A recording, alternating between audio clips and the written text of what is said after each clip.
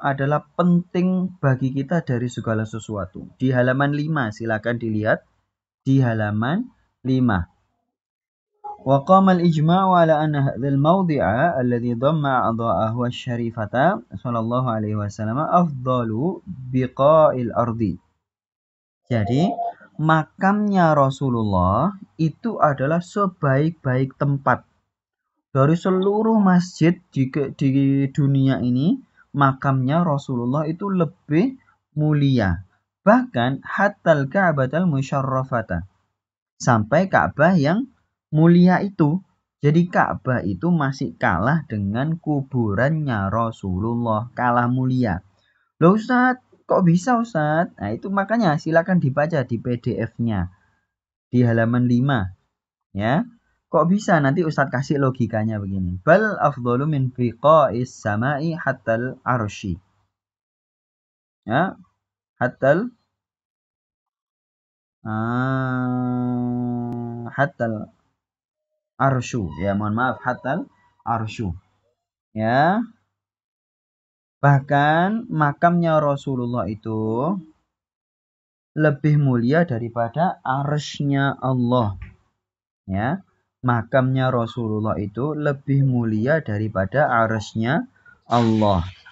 Nah, mungkin adik-adik kaget, "Loh kok bisa, Ustaz?" Ya, bisa banget ya. Kenapa? Karena kita tahu Allah adalah melalui Rasulullah. Kita tahu Ka'bah adalah karena Rasulullah. Kita tahu Arsy juga karena Rasulullah. Kita kan nggak mungkin kenal Allah kalau bukan karena Rasulullah. Kita nggak akan bisa. Tiba-tiba kita kenal, oh Allah itu begini dan begitu. Tidak usah membaca hadis-hadisnya Rasulullah. Oh, itu mustahil. Itu mustahil. Itu berarti halu berarti dia. Makanya kita mendefinisikan Allah itu begini dan begitu pasti melalui Rasulullah. Kita mendefinisikan bahwa Ka'bah itu mulia juga melalui Rasulullah kan. Andai kata Rasulullah tidak menjelaskan bahwa Ka'bah itu lebih mulia dari seluruh masjid dan Ka'bah itu harus menjadi kiblat kita, Rasulullah andai kata tidak menjelaskan seperti itu, tentu kita tidak tahu kemuliaan Ka'bah. Ya, ukhti Ola ya, bisa dipahami ya. Kita juga tidak tahu arsy itu mulia. Ya, ukhti Inaya, ya kita tidak akan tahu arsy itu mulia kalau bukan karena Rasulullah menjelaskan bahwa arsy itu mulia. Masya Allah, Ummu Ruqayyah juga ada di sini ya. Luar biasa.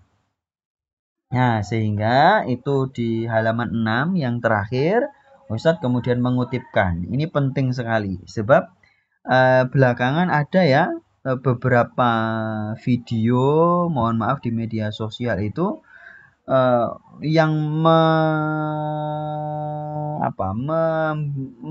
mereka-reka. Ustazah Humairah bahasa Malaysia itu mereka-reka itu tahu ya. Mereka-reka atau mengira-ngira bahwa Rasulullah itu adalah ada di Jawa. Katanya begitu. Ini aneh sekali. Ada begitu. Ada, coba cari saja. Barangkali masih ada di YouTube atau di mana. Katanya begitu. Rasulullah itu ada di Jawa, bukan di Mekah gitu katanya. Nah, sama halnya seperti itu. Kalau kita kemudian meyakini bahwa Rasulullah itu tidak membuat kita senang, Rasulullah itu justru membuat hidup kita susah, Rasulullah itu justru membuat hidup kita tidak bagus ya. Kalau kita meyakini seperti itu, maka ini dijawab oleh Imam Qadhi Iyad, wa kadzalika nukaffiru man i'tarafa min al-usuli sahihati bima taqaddama wa bi nubuwwati nabiyyina Muhammadin sallallahu alaihi wasallam, walakin qala kana aswada.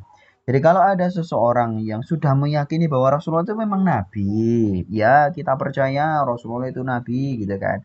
Terus dia ngomong bahwa Rasulullah itu orang yang hitam. Itu katanya. Kalau ada orang ngomong seperti itu, bilang hitam dengan maksud bahwa Rasulullah itu jelek gitu, au mata qabla ayyal tahya, atau meyakini bahwa Rasulullah itu sudah wafat sebelum keluar jenggotnya, wafat ketika muda gitu kan.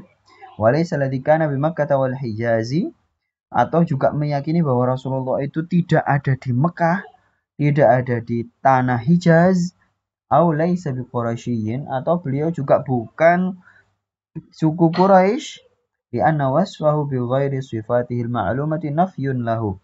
Kalau ada orang yang ngomong macam-macam tentang Rasulullah padahal faktanya tidak seperti itu, maka itu berarti menganggap bahwa Rasulullah itu tidak ada.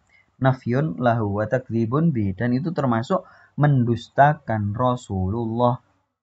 Maka dari itu adik-adik, kalau kita malam hari ini sudah tahu bahwa Rasulullah itu adalah penyebab susah kita hilang, maka jangan pernah meyakini bahwa Rasulullah itu menyebabkan kita susah. Jangan pernah meyakini Rasulullah itu gara-gara beliau itu mengajarkan ajaran Islamnya terlalu banyak, bikin rumit. Kalau kita bicara seperti itu berarti kita kafir. Nah, ini ada di kitab apa tadi? Kitab Asy-Syifa di halaman 6 ya, di halaman 6 di PDF-nya Ustadz. Sudah paham ya adik-adik semuanya ya? Intinya kita harus yakin dan kita harus menggunakan logika kita. Maka di PDF itu ya Ustadz sebutkan, di PDF itu terakhirnya adalah di ini. Mana tadi? Nah, siapa di antara kita yang muslim tapi tidak susah hilang berkat Nabi, perlu untuk mengoreksi iman kita, mengoreksi ilmu kita, dan mengoreksi nalar kita. Mulai sekarang adik-adik, kalau ada masalah apapun, ingatlah Allah, ingatlah Rasulullah. Ya, kalau ada masalah apapun, ingatlah Allah, ingatlah Rasulullah. Nanti insya Allah kemudian kita akan kesusahan-kesusahan kita itu akan hilang.